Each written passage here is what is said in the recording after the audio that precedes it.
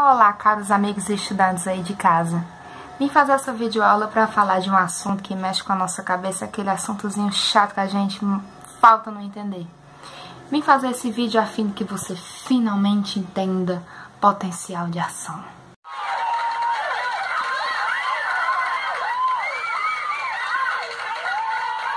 Vamos lá então, pessoal. Meu nome é Adriele Gomes, sou estudante de enfermagem e vim fazer esse vídeo para que possa possibilitar o seu melhor entendimento sobre o potencial de ação.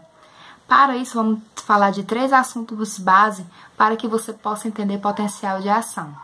O primeiro, membrana plasmática. O segundo, transporte através de membrana. E terceiro, potencial de membrana. Espero que vocês gostem do vídeo. Um beijo a todos.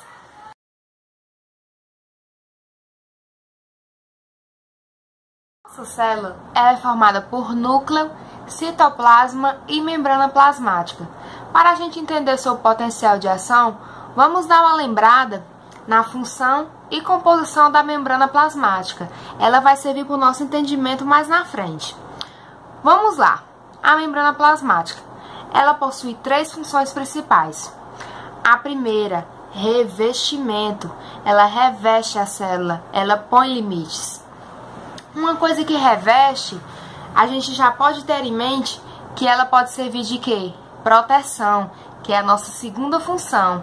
Ela protege a nossa célula contra agentes invasores. E a terceira, e considerada a mais importante, que é permeabilidade seletiva. Ela é quem faz o controle de quem entra e sai da nossa célula. Do meio interior para o exterior e do exterior para o interior da célula. Nós vimos que nossa membrana plasmática ela possui 3 principais funções. A primeira, revestimento, ela reveste a nossa célula. Segundo, proteção.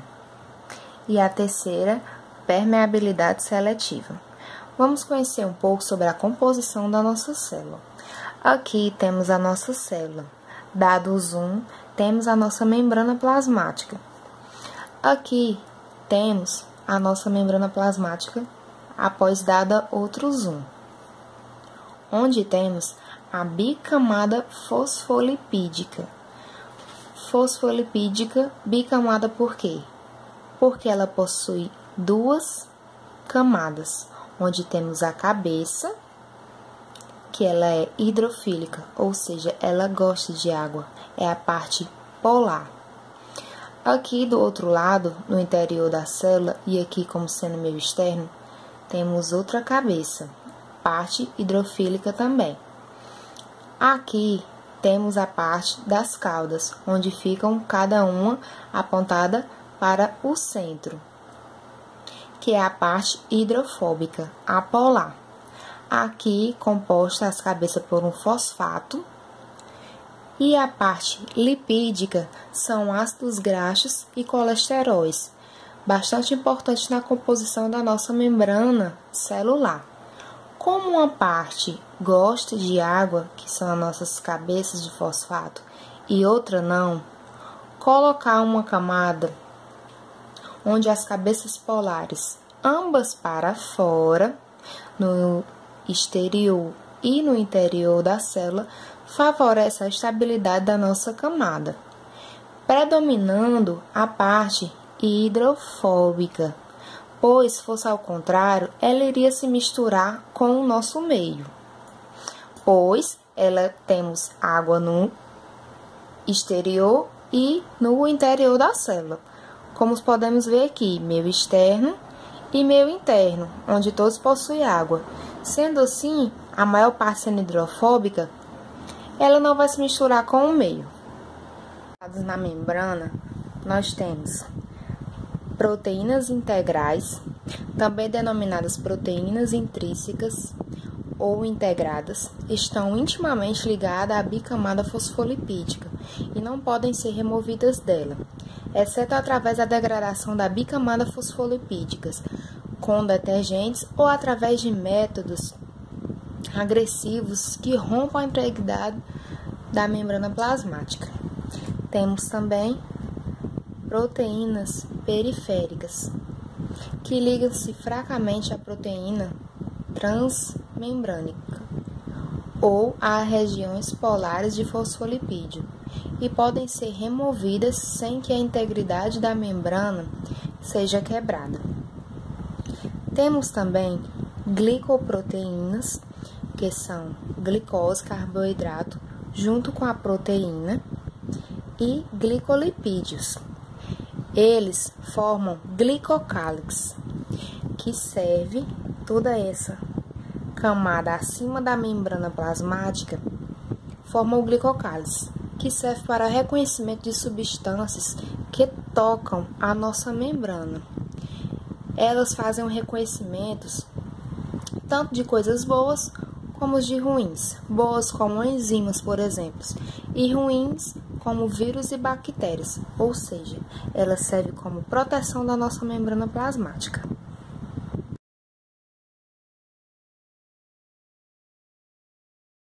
Lembram que eu falei que nenhuma das funções da nossa membrana plasmática era permeabilidade seletiva?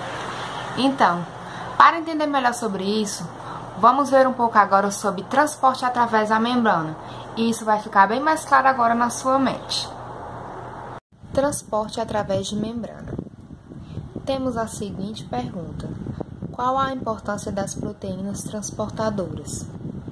Elas possibilitam um transporte entre a membrana de fora para dentro e de dentro para fora, fazendo o reconhecimento de quem entra e de quem sai da membrana.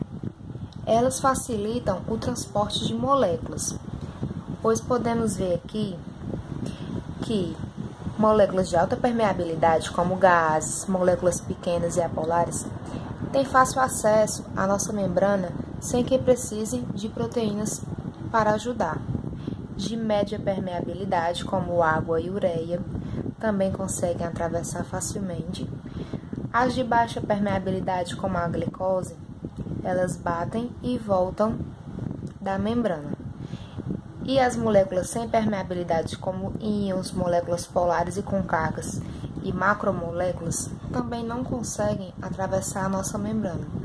Sendo assim, daí a importância das nossas proteínas transportadoras. Temos dois tipos de transporte: transporte passivo e transporte ativo. Transporte passivo se divide em difusão simples, onde elas conseguem passar livremente pela nossa membrana, e difusão facilitada, que são mediadas por proteínas transportadoras, porém não gastam energia.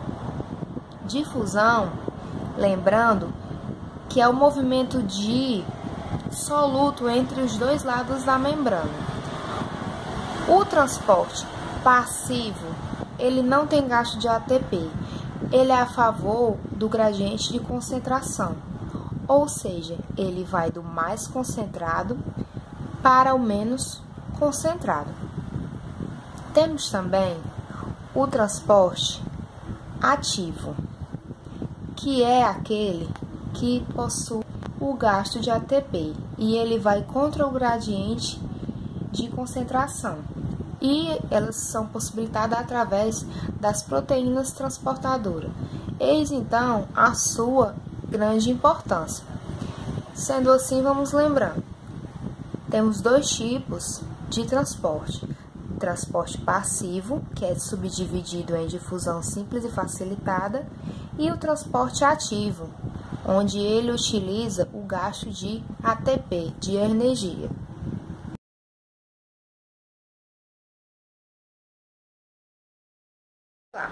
Já que estudamos o transporte através de membrana, vamos ver agora potencial de membrana, que nada mais é que a diferença de potencial entre os dois lados da membrana em um determinado instante, e isso varia com o tempo. Quando uma célula recebe elétrons, ela fica carregada negativamente. Quando ela doa elétrons, ela fica carregada positivamente. Podemos dizer então que cada uma dessas células apresenta seu potencial elétrico. Quando temos duas células com diferentes potenciais elétricos, podemos dizer que existe entre elas uma diferença de potencial. Consequentemente, se ligarmos essas duas células através de um fio condutor, no caso o axônio, haverá uma corrente elétrica, um impulso nervoso, no sentido da célula que possui mais elétrons, potencial negativo, para a que possui menos, potencial positivo. As células apresentam diferentes potenciais em seu meio interno e externo. Esse fenômeno é conhecido como potencial de membrana e existe sob duas formas, o potencial de repouso e o potencial de ação, que veremos mais na frente. O fenômeno da eletricidade animal é central para o entendimento dos processos fisiológicos, ou seja, funcionamento dos organismos. As funções dos diferentes tecidos e órgãos estão relacionados com sinais elétricos nas membranas das células. A condução elétrica em fios de metais, como os de aparelhos eletrônicos, fios de alta tensão, dos postes e etc., se dá pelo fluxo de elétrons.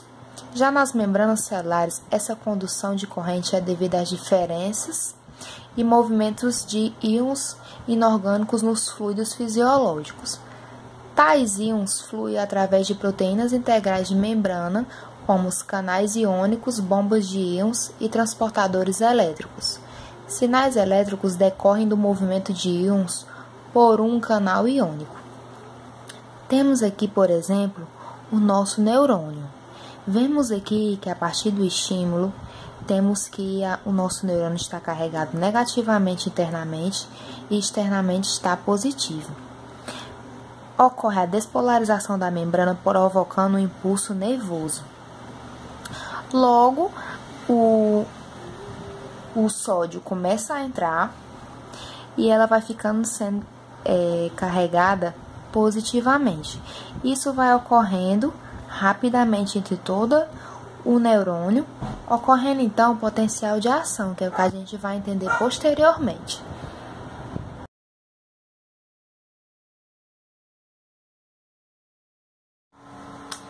Vamos lá, pessoal.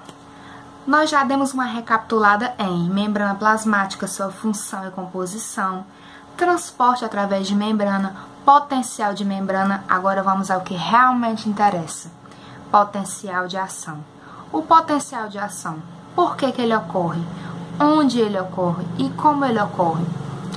Naturalmente, ele ocorre no meio intra e extracelular da nossa célula, onde a gente vai ter a ocorrência de potencial de ação. Basicamente, é em locais onde seja necessária a presença de energia elétrica, que são em células como neurônio e células musculares. Por exemplo, no nosso exemplo, usaremos o nosso neurônio. Vamos lá entender um pouco sobre o potencial de ação. Na célula, temos parte intracelular e extracelular. No intracelular, quem domina é o potássio. No extracelular, o sódio.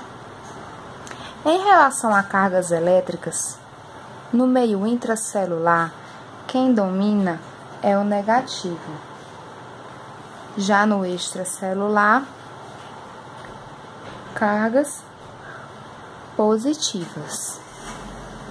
Quando as células são excitadas, vai ter a inversão de polaridade, mas por um período muito curto.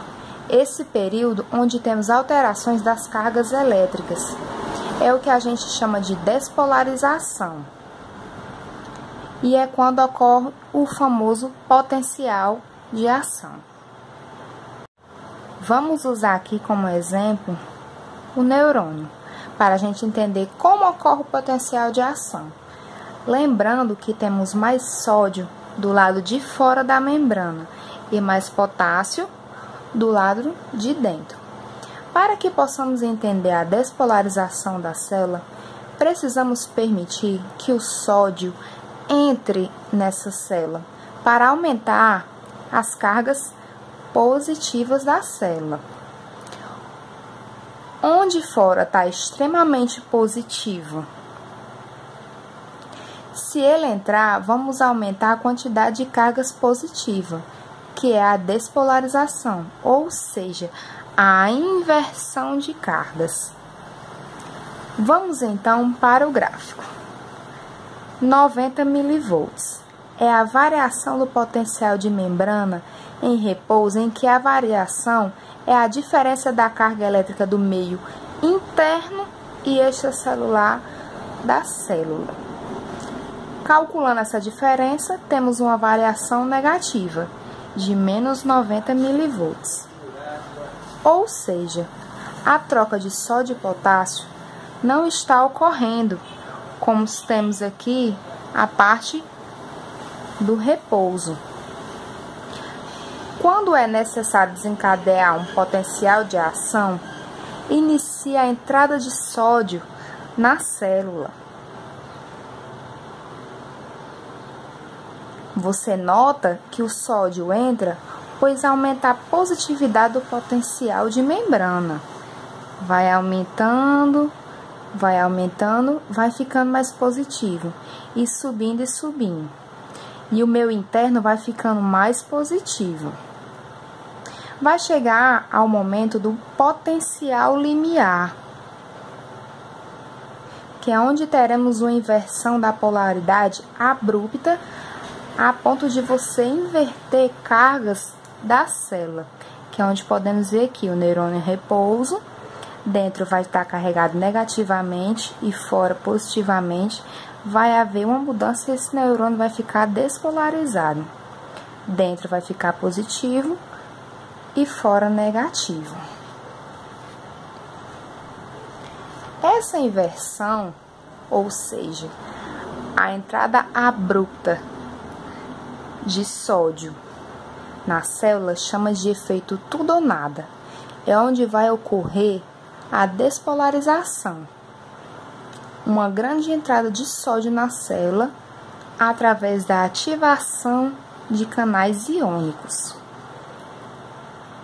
A variação do potencial de membrana fica positivo, chegando a ficar com mais 35 mV. Ou seja, houve uma inversão nas características da célula. O meio intracelular fica positivo e o extracelular negativo. Isso porque entrou muito sódio. Vai chegar um momento em que o sódio vai parar de entrar e os canais iônicos irão se fechar. Se a célula ficar positiva demais, em torno de mais 35 mV, vai fazer com que ocorram as modificações novamente nesses canais, só que dessa vez para eles fecharem, ou seja, os canais de sódio irão fechar. Ao mesmo momento em que os canais fecham, em seguida os canais de potássio abrem. Como o potássio está mais concentrado do lado de dentro do que o de fora, o potássio tem cargas positivas. Se eu remover o potássio da célula, estou retirando cargas positivas da célula. Então, passará a ficar mais negativa, para que então ocorra a repolarização da célula. Para a repolarização, são ativados canais de potássio, onde permite a saída do potássio da célula. O potássio, ele começa a sair da célula e o potencial de membrana, ele vai caindo. Vai chegar um momento em que o potencial de membrana chegará perto do potencial de membrana em repouso. Só que passa um pouco, até mais ou menos uns menos 95 mV. Entra em quadro de hiperpolarização, porque os canais de potássio são ativados na voltagem de mais 35 mV, mas eles só são fechados em torno de menos 95 mV. Chamamos isso de fechamento tardio dos canais de potássio. Até o presente momento, sódio entrou e potássio saiu. Temos então que voltar às condições basais de concentração de sódio e potássio, tanto do meio intra quanto do meio extracelular. Quem fará isso é a bomba de sódio e potássio, que pega o sódio e joga ele para fora da célula e o potássio que está fora joga ele para dentro da célula. Como é contra o gradiente de concentração, essa bomba de sódio e potássio gasta energia. Isso ocorre para reequilibrar os íons que foram trocados nesse processo para desencadear o potencial de ação. Quando o equilíbrio dinâmico novamente for atingido nas concentrações de sódio e potássio, volta então para as condições basais, que é o potencial de repouso. Daí, se for ocorrer um novo potencial de ação, ocorrerá isso tudinho novamente, todo esse processo, ocorrendo em mais ou menos 8 milissegundos. É quase que instantâneo que todo esse processo ocorre. Recapitulando, temos aqui o neurônio em repouso, onde dentro temos cargas negativas e forças positivas, o neurônio despolarizado, onde o sódio entra, dentro fica positivo e fora negativo. E aqui no terceiro, o neurônio novamente polarizado, onde dentro fica negativo e fora positivo.